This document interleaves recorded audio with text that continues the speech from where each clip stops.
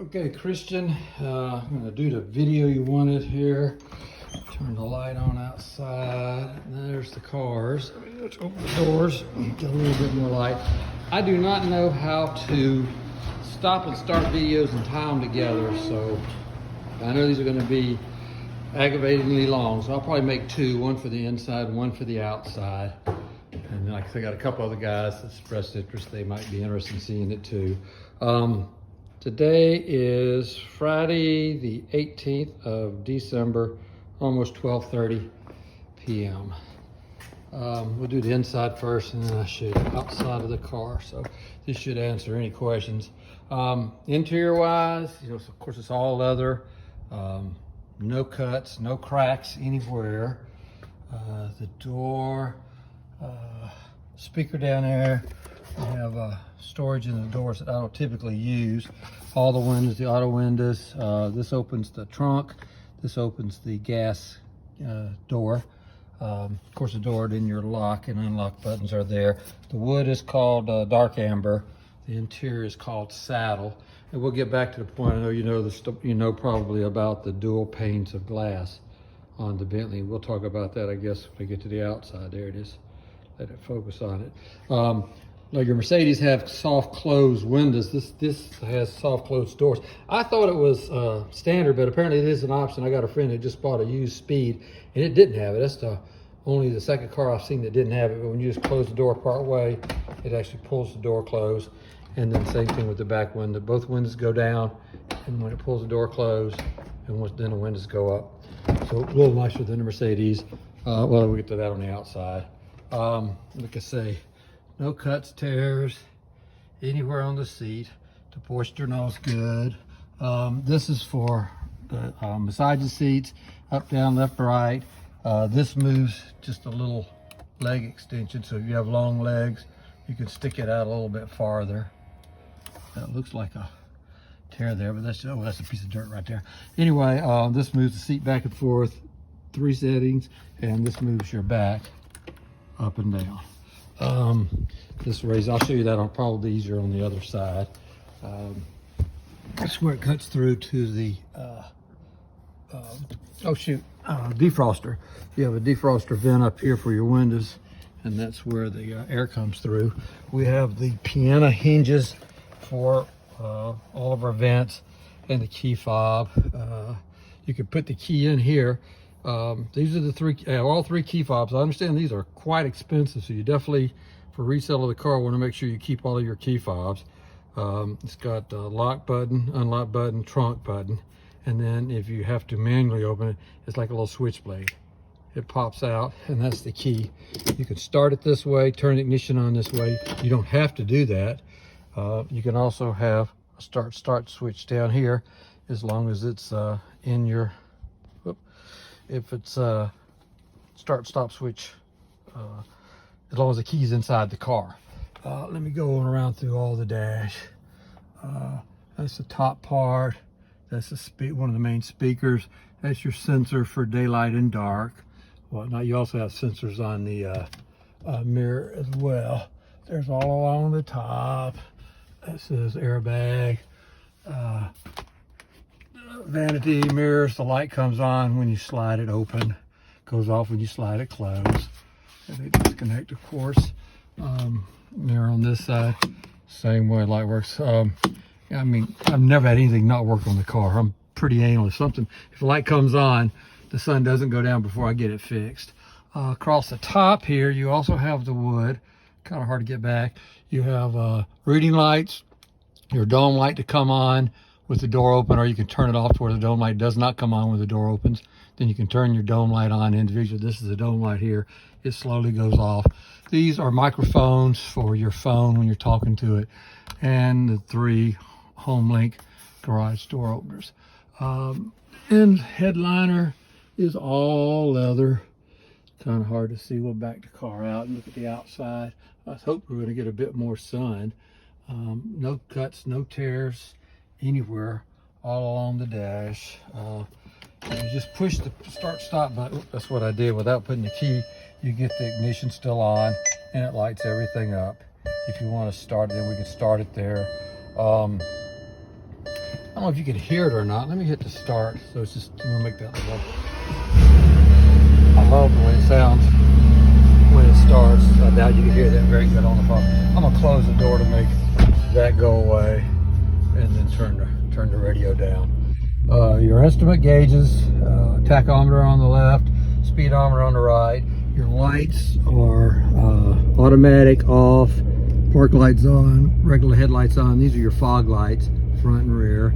And these brightens the interior lights, dims the interior lights. The vents, you see that's what closes the vents. You have the organ pulls.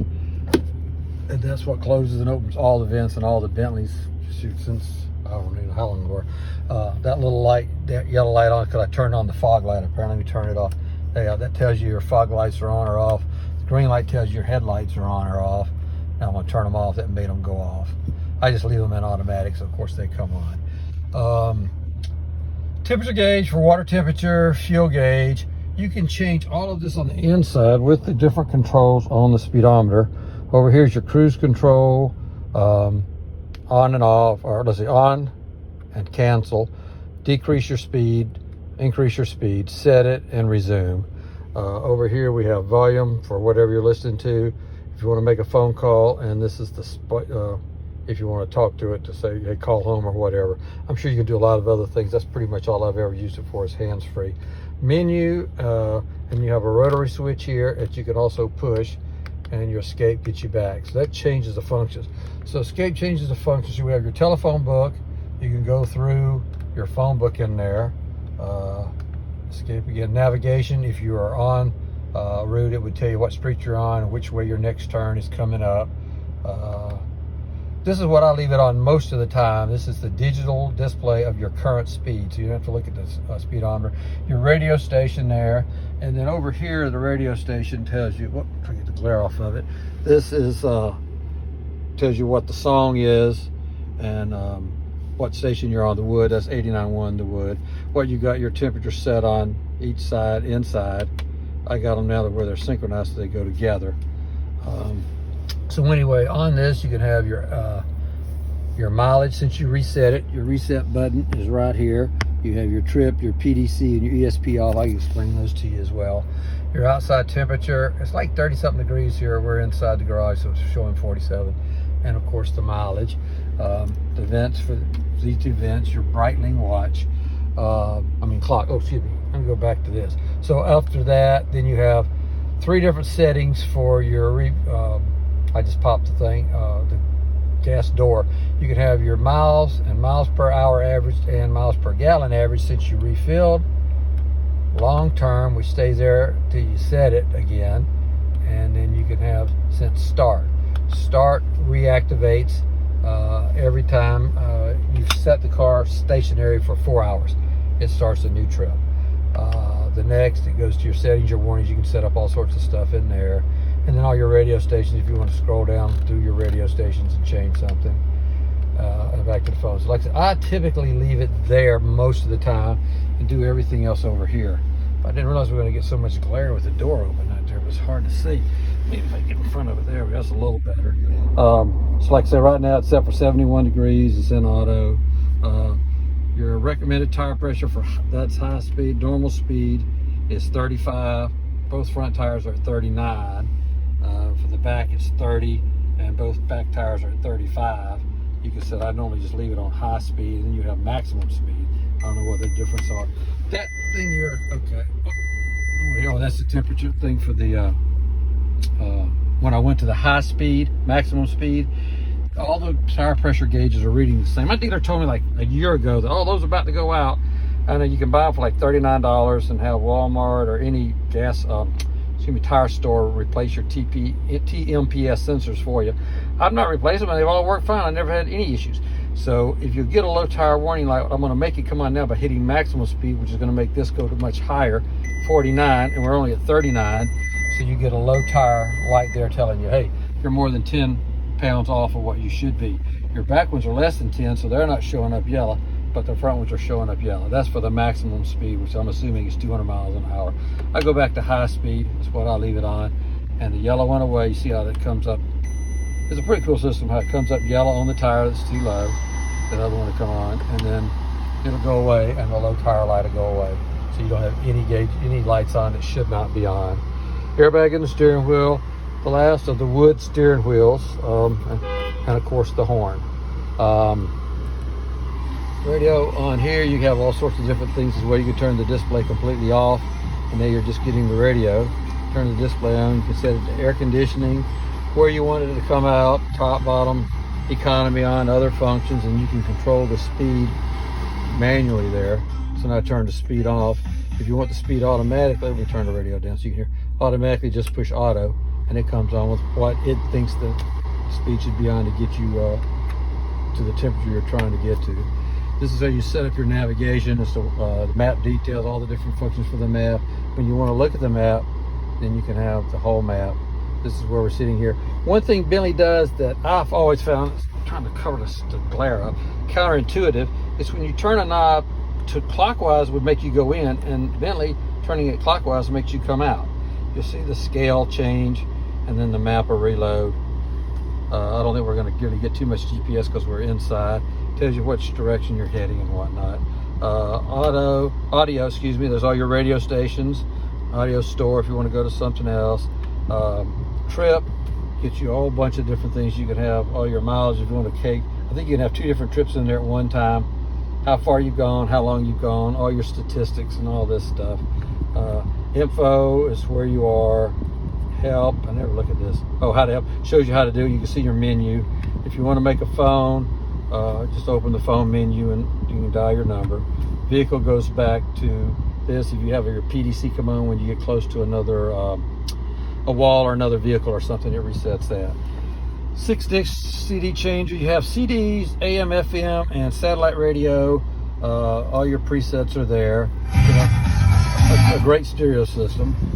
Coming over to the dash here, the rest of the bottom of the dash, like I said, once again, no marks, no cuts or anything. Inside you have a 6-disc CD changer. This is the CD for the navigation system, and it also comes with, and this is one good reason I would not buy a Bentley lower than a 2009.